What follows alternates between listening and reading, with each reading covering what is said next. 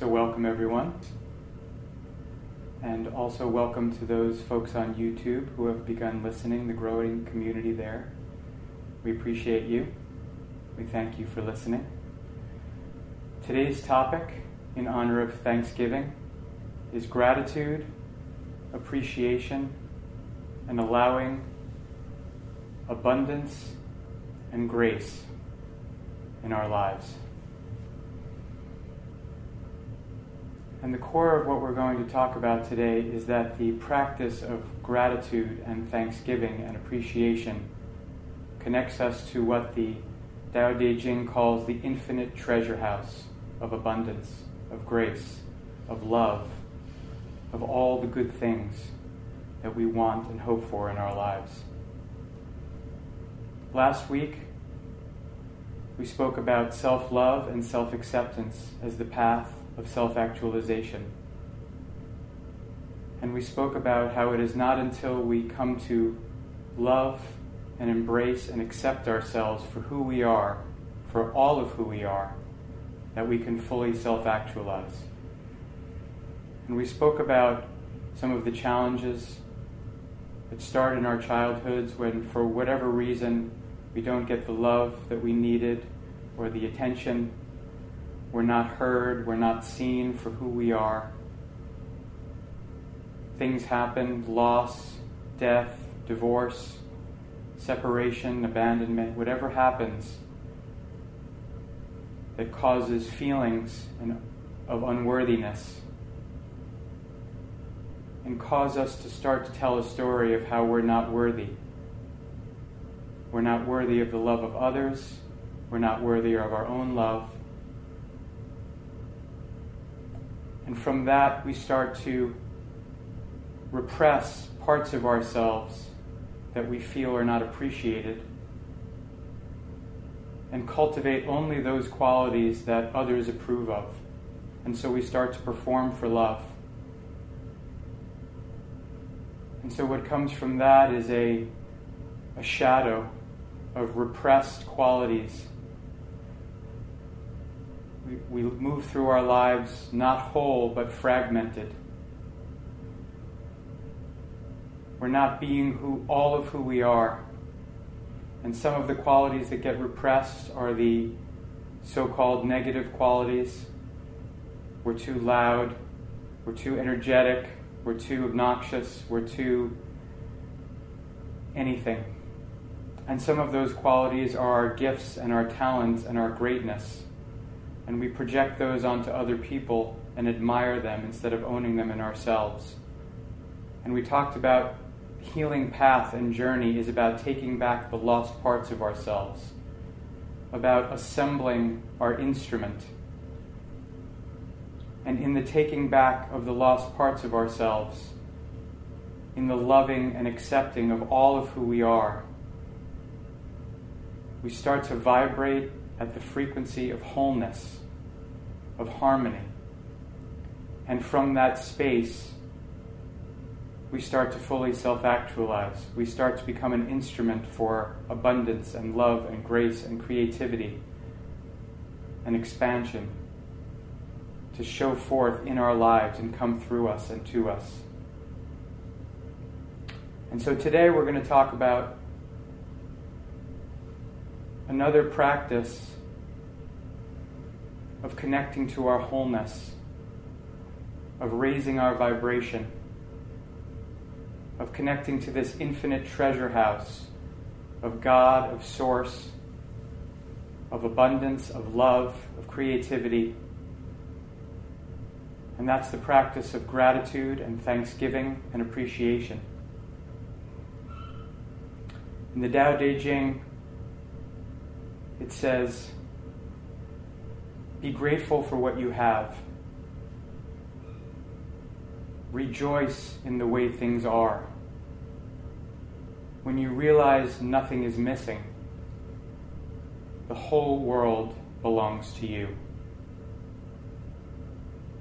And that comes from the notion that our fullness, our wholeness, comes from this consciousness of appreciating and being grateful for what we have.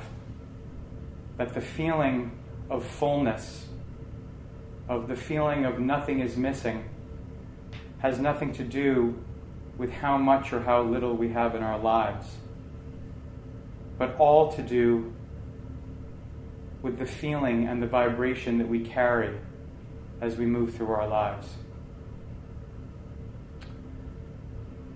And so we talk about the art of allowing and opening to receive, and this is something that the great teacher Abraham Hicks and also my wonderful teacher August Gold both speak a lot about. And this notion of the art of allowing and opening to receive is that when we are asking, when we are having thoughts about what we want in our lives, and we've talked about this before, it's really the vibration of our bodies and really our feelings, sometimes unconscious and sometimes conscious, that define our level of allowing. And so we can ask and ask and ask for that love in our lives, for that abundance, for that money, for that creativity. But if we are not allowing, then we can keep asking, but we are not open to receive it. And so part of the beauty of Abraham Hicks' teachings is that it's very simple. She really talks about how there's really only two feelings, feeling good and feeling bad. And when we're feeling good, we're connected to our source, we're connected to this infinite treasure house. We're vibrating at a higher frequency. And when we're feeling bad, we're closed. And we are resisting. And we're not allowing. And so the practice of the art of allowing is in what Abraham Hicks calls starting to have a practice of thinking better feeling thoughts. Thinking better feeling thoughts. Of taking a conscious approach to what we're thinking about and what we're feeling about what we're thinking about, and raising our vibration consciously. And the first and most powerful and easiest better feeling thought, better feeling energy, and higher vibration is appreciation. When we appreciate anything in our lives, anyone in our lives, it changes our energy, it opens us up. We start to vibrate with the frequency of I have, of I am connected to my source, I am full, I am whole, I appreciate. There's a famous phrase, what we appreciate appreciates. And we've all known that in our relationships with people, when we have appreciated things about them, when we have been vocal about our appreciation of qualities in other people, positive reinforcement, we are rest assured that we will receive more of that behavior from those people because it is appreciated, and people like to be appreciated. What is appreciated grows. And this is what we do with our children, this is what we do in our relationships. We appreciate, and what we appreciate grows. And so moving through our lives when we are feeling and noticing that we're feeling closed or not good, to start to try to change our energy in our moment-to-moment lives by finding what can we appreciate. What can we be grateful for? Our bodies that are moving, the people in our lives, the sunshine, our source of supply, our homes, our ability to express ourselves in the world. Even if we don't have everything that we want in life, we all have something to appreciate. And so this appreciation raises our vibration. And so now we can be more of a match and more open to receive that which we're asking for. And this relates to the manifestation practice we've talked a lot about. We've talked about the notion of to him that hath and the law of attraction. And that to him or her that is vibrating with the frequency of havingness, more shall be given. And to him or her that is vibrating at the frequency of lack, of limitation, of scarcity, more lack, limitation, and scarcity will be given, and not what we're wishing for. And so what comes from this is the idea of getting into the energy when we're asking for something of already having received it. Starting to appreciate what we are asking for before we have actually gotten it. To use our imaginations to see and feel, to get into the real palpable feeling of already having that which we want in our lives, and then to feel appreciation and gratitude for that. Wayne Dyer talks about feeling the feeling of the wish fulfilled, the wish already fulfilled. And so when we are appreciating that which we want as if we already have it, we are moving into the feeling tone of havingness. We are moving into the feeling tone of nothing is missing. Of I already have that which I seek. And so I am vibrating at the frequency of wholeness, of harmony, and so I can become an instrument for everything that I want to come through me. My expression, my abundance, my love, all can come through me because I am vibrating at this frequency of already having received that which I want. And as the Tao again said, rejoicing in the way things are and being grateful for what I have. And from that place, nothing is missing, and the whole world belongs to us. But opening to receive is vulnerable, and we've talked about that before. The challenge of opening. That on some level, the giving that we do is less vulnerable because we have more control, and the receiving and opening to receive is more vulnerable. And so we're going to explore the obstacles to opening. The first obstacle of opening really comes from our past and the traumas in our lives, the things that have gone wrong, the wounds that have not 100% healed, the stories of loss that we carry around. There's a Buddhist story that my teacher August told me about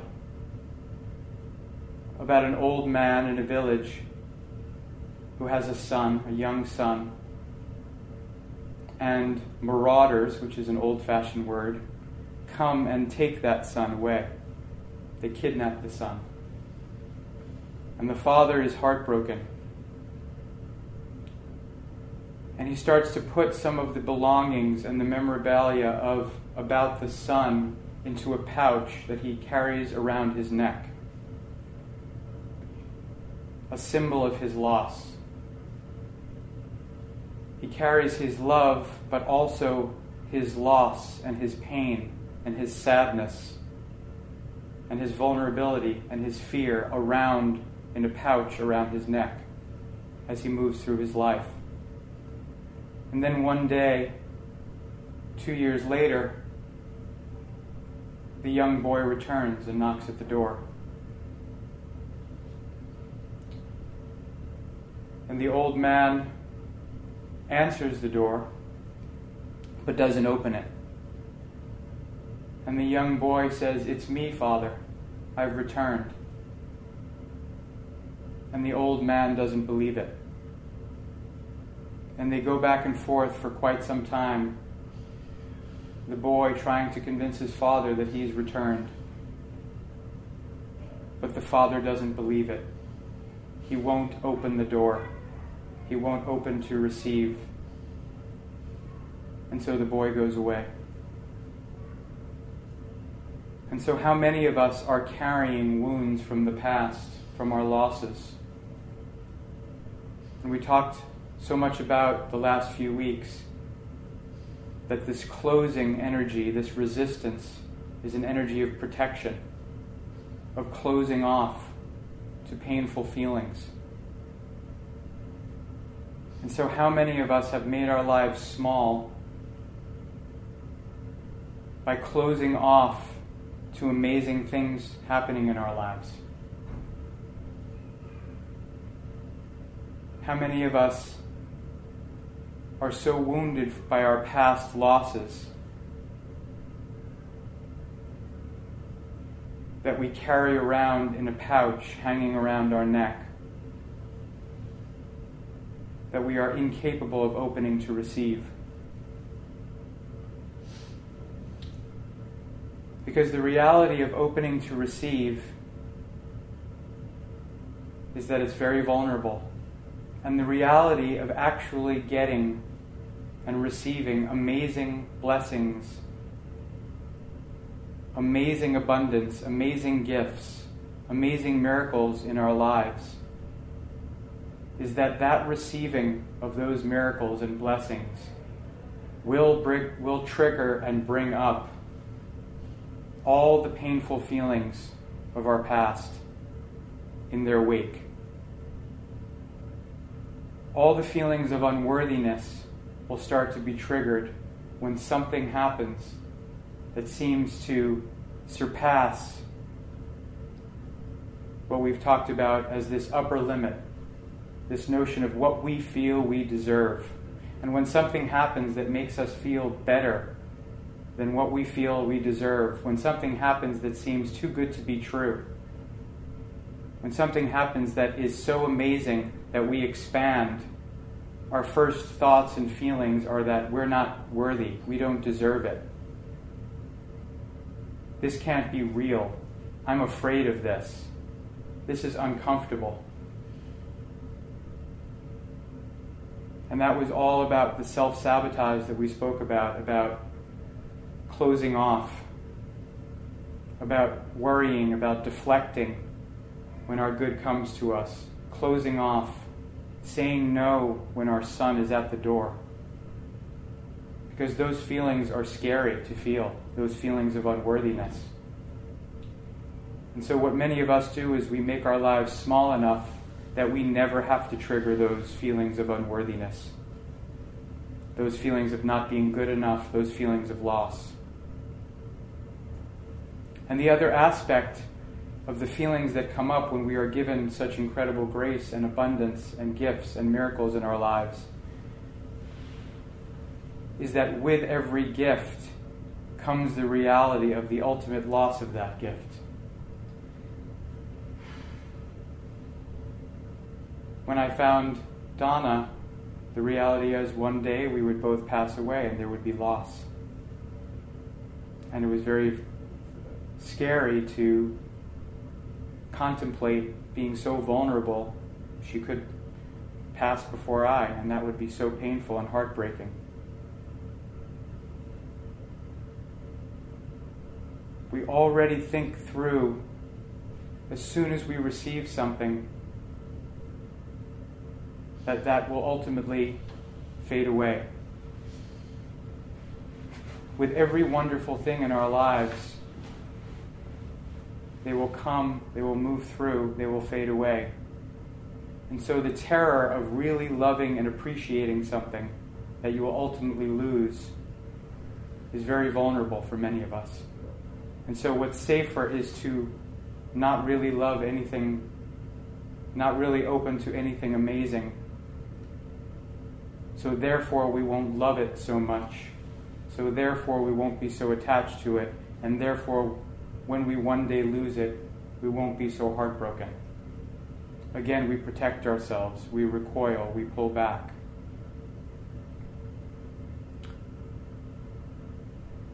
And even when we are thinking about what we want in our lives, before we have even received our miracles, our blessings, our abundance, our grace. Just contemplating and asking for what we want in our lives brings up lots of fears. So one practice that I would recommend, that was recommended by my teacher August, is to write a list of your fears about your greatest dream coming true. So one of the things that I did in my work around manifesting a child in our fertility process was I did some work around this, and I realized one fear that I had was around the loss of peace and quiet in my home. Because I have such a busy career and active life and so many people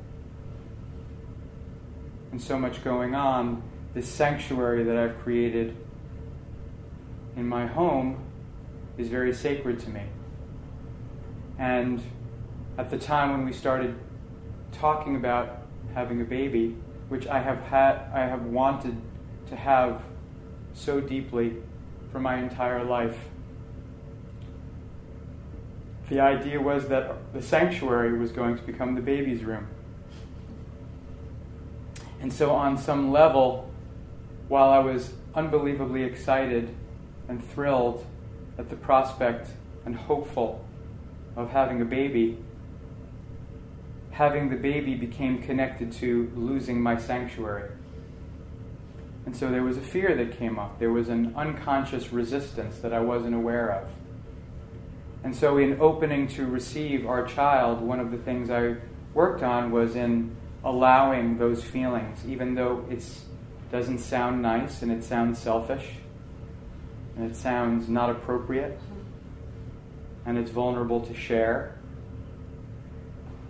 It was very real, and as I allowed that feeling, I released it.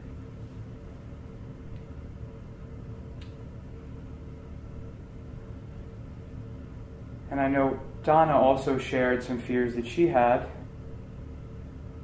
one that is very common, I think, is around having the baby take up the attention of myself and other people in her lives. I think that's a very common fear that mothers have, that they'll lose the focus of people's love and attention.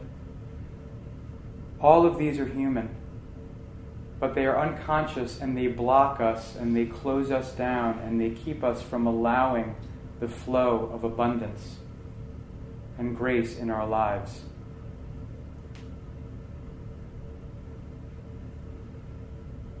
And so make a conscious list of what you say you are asking for, of what you have been asking and asking and asking for. And make a list of your fears, of what you will lose, of what will feel uncomfortable. And start to get in touch with your resistance. This is the art of allowing, the art of opening to receive. And so I'd also like to talk about some practices for thanksgiving and gratitude and appreciation. That in this time of Thanksgiving, that we really go deeply into a practice of gratitude and thanksgiving and appreciation. That we really connect to this infinite treasure house, this abundance. Many of us have lost sight of the very deeply spiritual meanings of many of the holidays that we celebrate. The religious holidays, the secular holidays. Thanksgiving is a deeply spiritual holiday about celebrating and appreciating abundance and grace. And what we celebrate and appreciate on our table with the bounty of food with our families is a metaphor for this celebration and connection to this infinite treasure house of the universe, this eternal givingness. And that the more we appreciate and have gratitude for what we have in our lives, the more we are in this nothing is missing consciousness, and that we come from wholeness. So first I would ask everyone to make a list of what you are grateful for in your life. And then I would ask you to try on a practice that, again, many people have lots of resistance to. So, the idea of saying grace before we eat is something that is completely out of fashion. And for most of my life, when I was with someone who said grace before they ate, I felt extremely uncomfortable. And I judged them as being too religious, and I separated myself from it. And I know that's how many of you all feel. But the practice of giving thanks and saying grace before a meal is one of the most powerful daily ways to connect to this spirit of thanksgiving that we celebrate once per year, and to bring that spirit of appreciation and gratitude into our lives every single day. We can say grace and be grateful in the morning in our morning practice when we sit quietly for a few moments. We can say grace, and we can do it quietly. We can do it silently. Even when you're with other people, I know it's very vulnerable. I feel very embarrassed doing it in front of other people, so I just take a moment, a very brief moment, and say thank you before I take in the abundance of the meal. Thank you for this meal. Thank you for this abundance. Thank you to those who made this meal. Thank you for everything I am grateful for in my life. And then the second practice is make a list of those who you appreciate and what you appreciate about them, what you are grateful for about them. It doesn't have to be many people, and it doesn't have to be many qualities, but make your list. And then go to that person and thank them for those qualities. You can call them on the phone, you can send them an email, you can text them, you could Facebook them. Best would be seeing them in person and giving them a hug and saying thank you for your openness, thank you for your willingness, thank you for your gratitude, thank you for your loving nature, thank you for everything you bring into my life. And then the last one, and the one that seems most challenging for all of us, is make a list of those qualities that you appreciate in yourself. What do you appreciate in yourself? It could be your eyes, your hands, your feet, your legs, your hair. It could be your willingness to go through this spiritual journey in an open-hearted way. It could be your generous spirit. It could be the way that you create the art that you create, do the work that you do, how good you are at your job, how people respond to you, how you can make people smile, make people laugh, lift people up. Start to really spend time appreciating those qualities in yourself. Write those qualities down. And if you can, and this is vulnerable, say them to yourself in the mirror. Some people feel funny about doing that, so you don't have to do it, but I would recommend it. There's something very powerful about looking at yourself in the mirror and talking about what you appreciate and love about yourself. And this, of course, ties back to our talk from last week.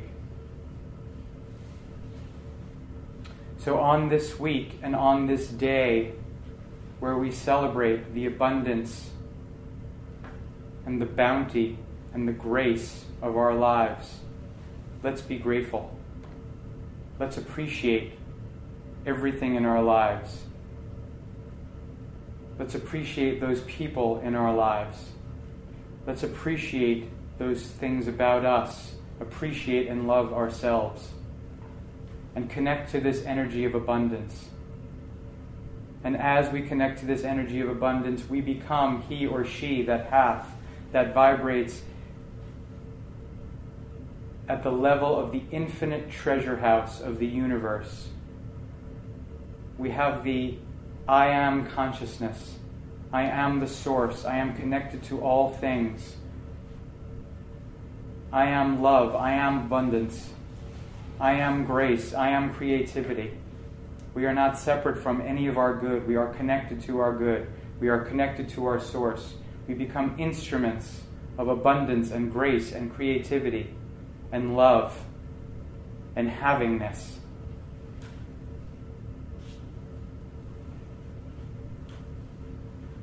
We become instruments of thanksgiving.